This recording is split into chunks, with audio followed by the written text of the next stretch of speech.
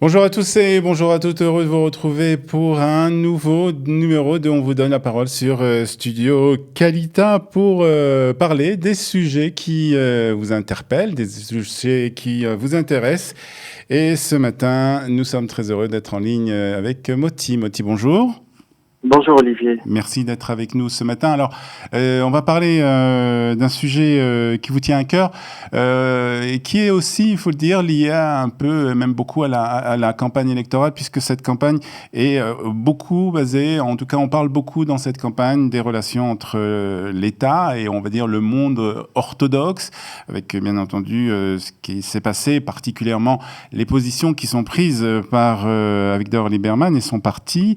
Et vous voulez nous parler plus particulièrement d'un des sujets qui a un rapport avec le monde orthodoxe, c'est le monde orthodoxe et le monde du travail. Alors, on a des fois, Moti, des idées préconçues sur ces relations qu'il y a entre le monde orthodoxe et le monde du travail, justement.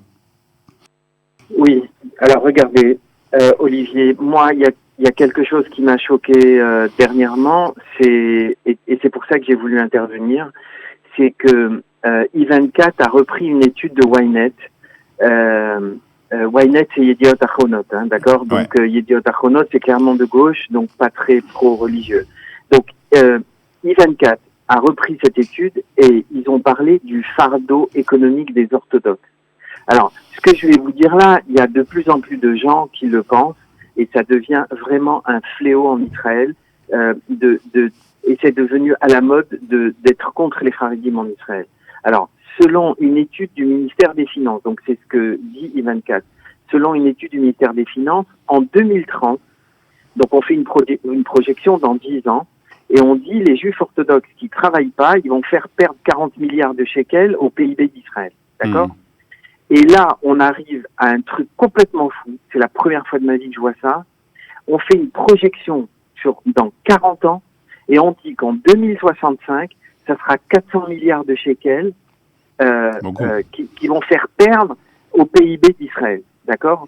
Alors, moi, je ne sais pas si vous savez ce qui va se passer dans 10 ans, mais dans 40 ans, c'est vraiment orienter l'esprit des gens à quelque chose de très négatif sur une population qu'on a visée délibérément. Alors, restons sur ces chiffres-là. Puisqu'on veut nous amener là, on va essayer d'expliquer pourquoi il y a ce reportage et pourquoi on a parlé de ça. Mais quand on vous parle de la démographie, du fait qu'ils font beaucoup d'enfants, d'accord ? Ouais.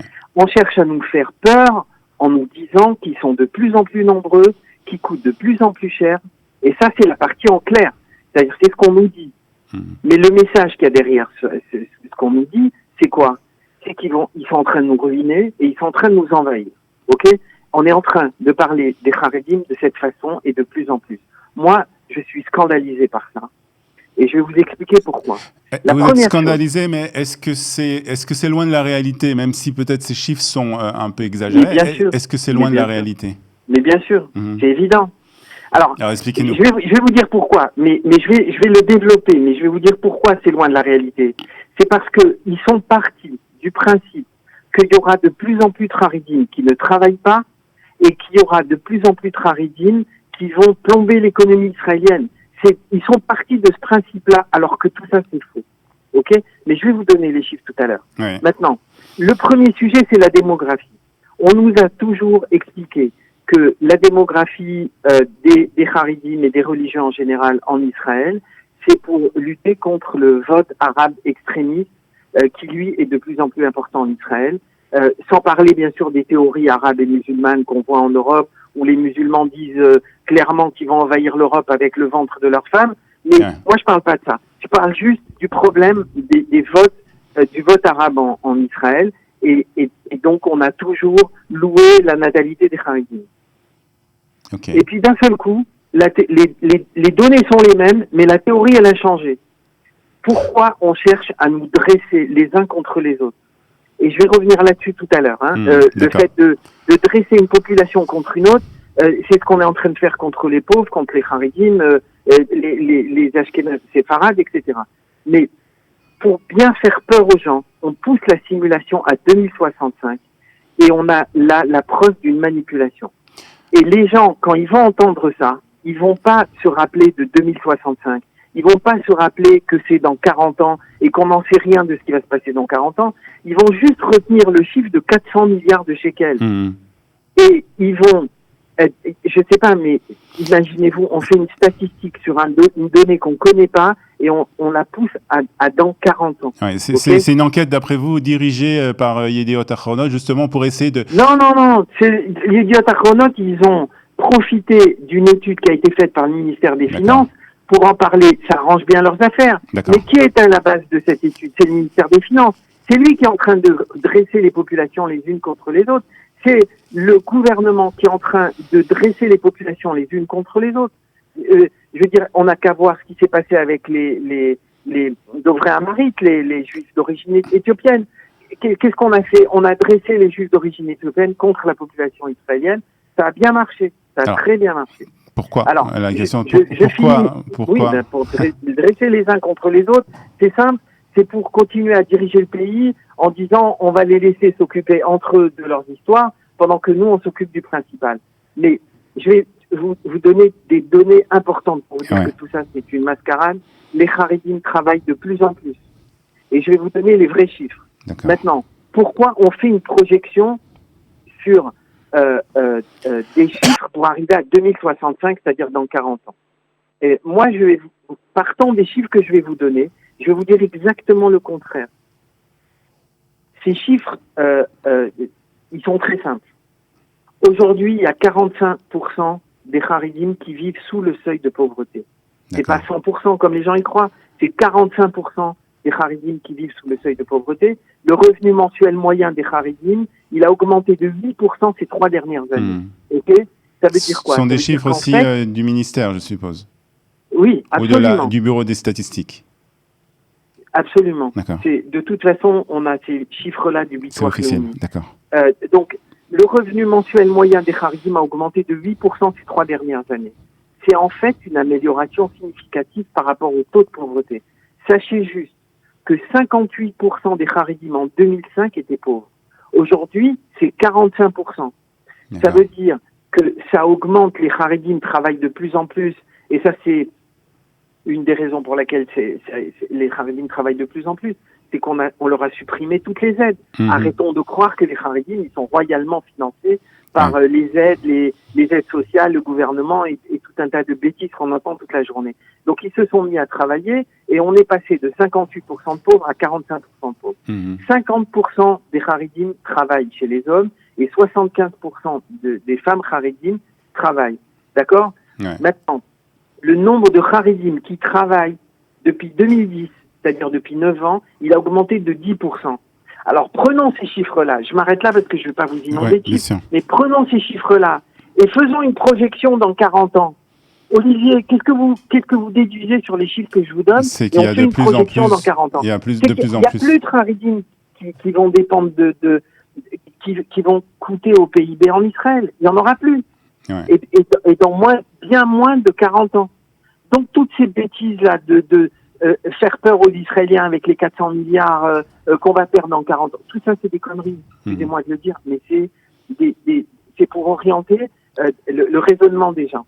Maintenant, moi je vais être plus intelligent que ça et je vais vous dire, regardez, on va essayer de faire une projection à dans 40 ans, pas sur les Haredim, mais sur l'arnaque du gaz entre Tchouva, Noble Energy, Hachmal Israël et le gouvernement. On connaît tous maintenant, ça y est, vous vous rappelez, au début j'en parlais, personne n'était au courant, maintenant tout le monde est au courant de cette histoire.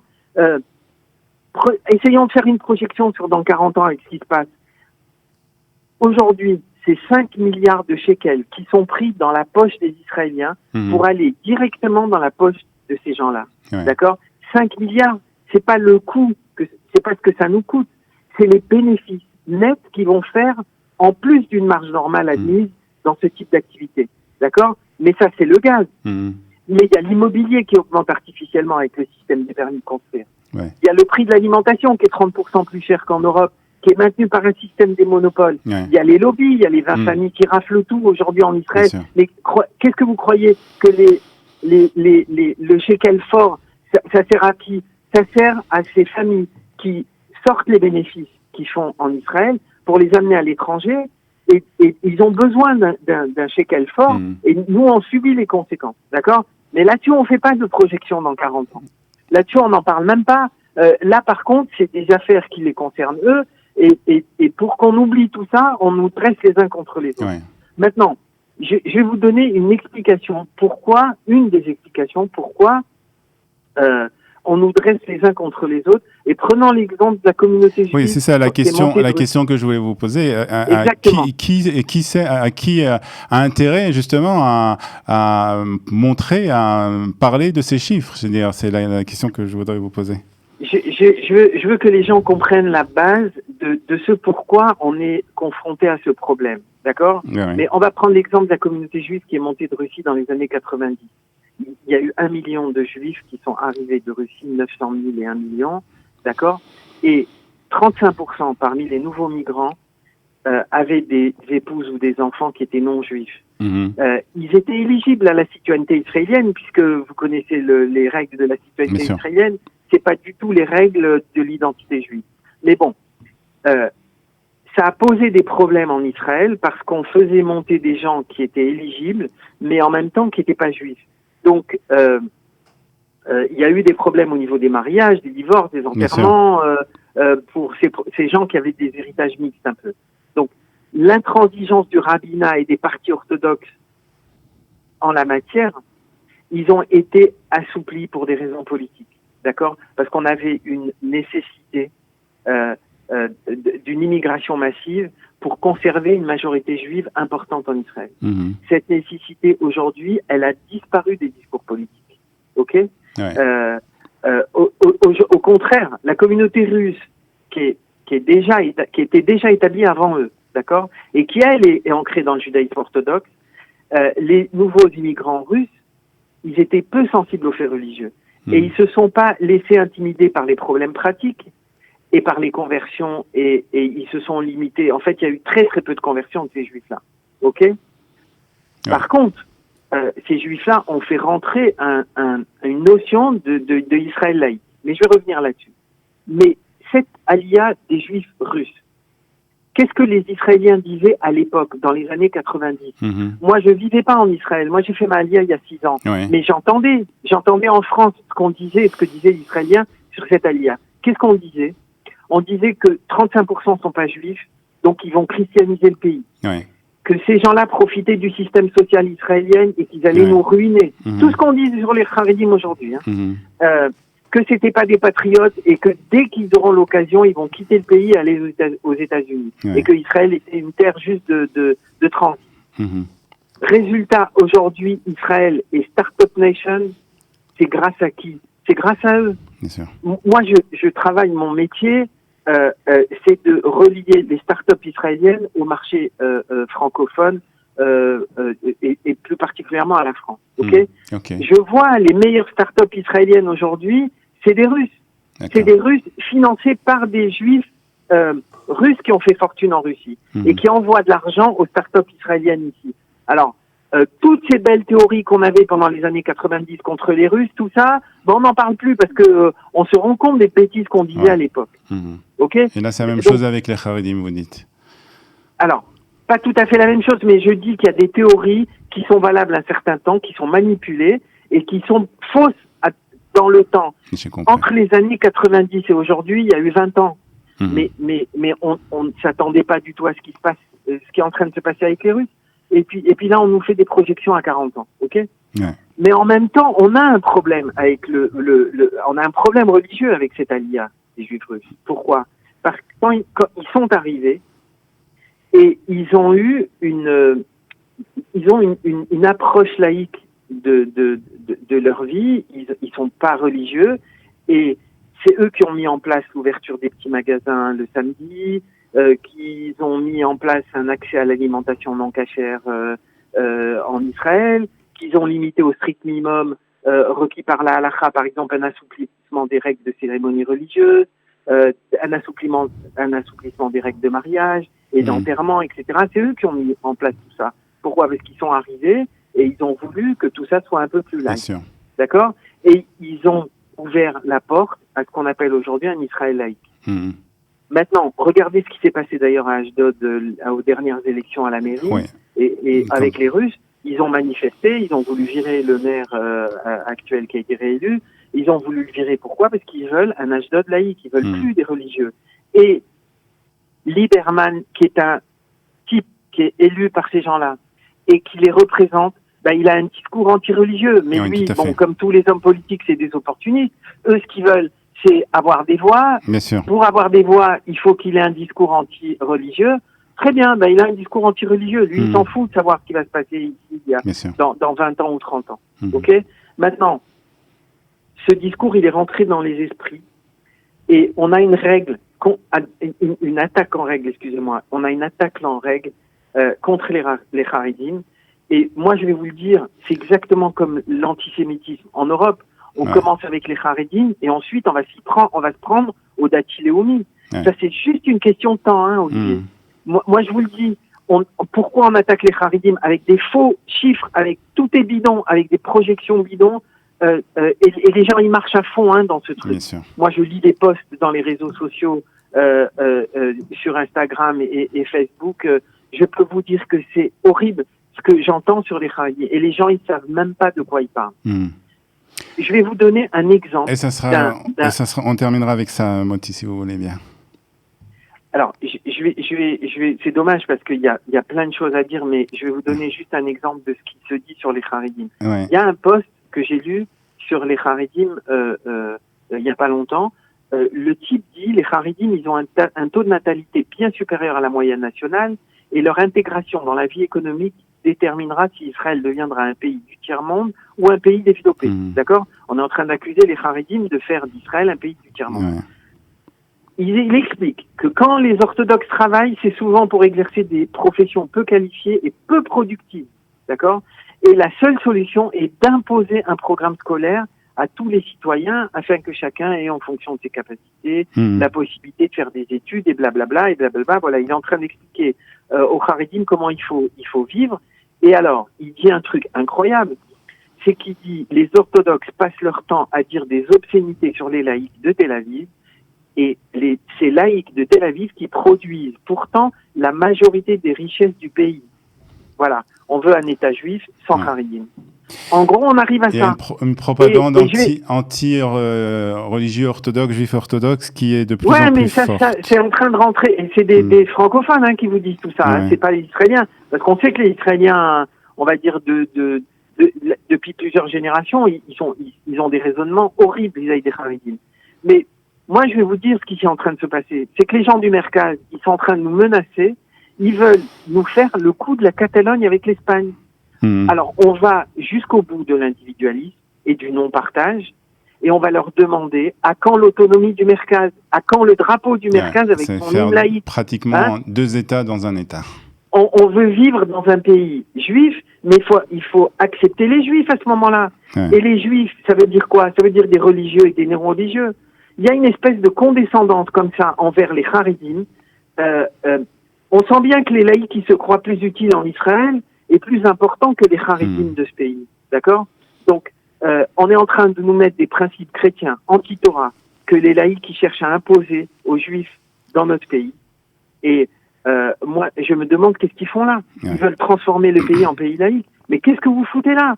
Allez enrichir un pays, allez faire fortune ailleurs, mais ne venez pas dans un pays juif pour éliminer les juifs. C'est pas possible.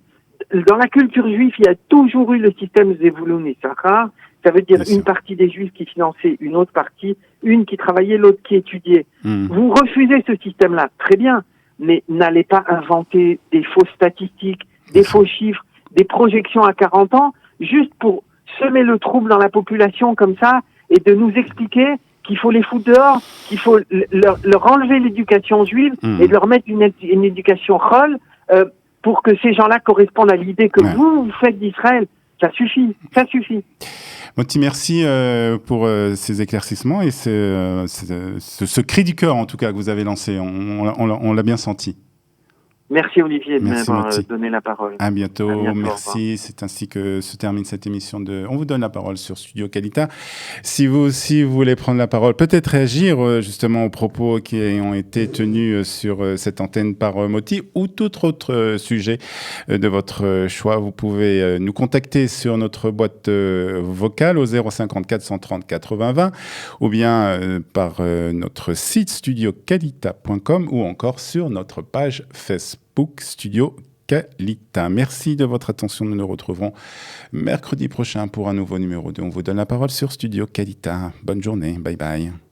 Vous souhaitez vous exprimer sur un sujet qui vous tient à cœur ? Studio Qualita vous donne la parole. Tous les mercredis, Olivier Granillic vous ouvre les portes de Studio Qualita pour une émission en toute liberté.